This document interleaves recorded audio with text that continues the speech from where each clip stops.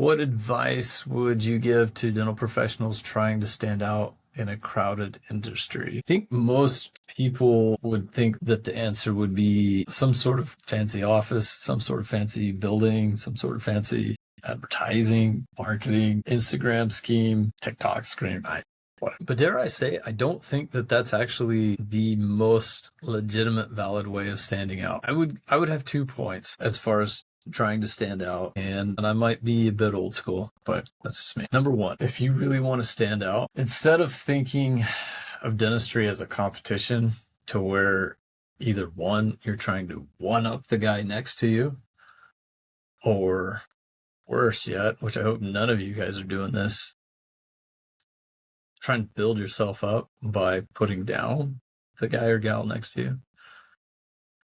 Instead of going down that road, I would challenge you to actually look at what is something that you're good at. What are the things that you've learned, whether it be skill sets or techniques, or it could be just as simple as you found some amazing place to buy some product. I don't know. Anything that you have, share it. Share it with the guy across the street from you. Offer to be of service to other providers. Offer to tell anybody how you do things. Share your knowledge. I know it seems backwards.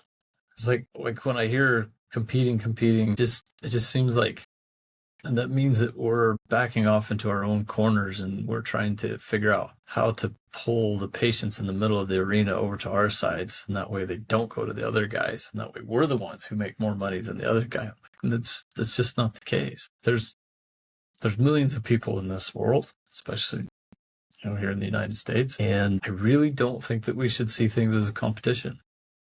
I think if you want to compete, I think we should compete as into who can give the most and share the most. And I extend that exact same thought to all of you who happen to be specialists. I don't know how many specialists I've had this conversation with in regards to, like, if you want your practice to absolutely excel, share, teach about your skill sets, open up times to have study clubs and bring general practitioners in and literally teach them things that you have learned. And no, you're not going to find that all these GPs will take that information like, oh, okay, well, I learned that, so I'm not going to refer it to the specialist. When in fact, it's just the absolute opposite is what happens. Because again, going back to the trust factor, practitioners refer to other practitioners based off of trust and at least some sort of connection. And if they don't know that you care, then they don't necessarily care what you know.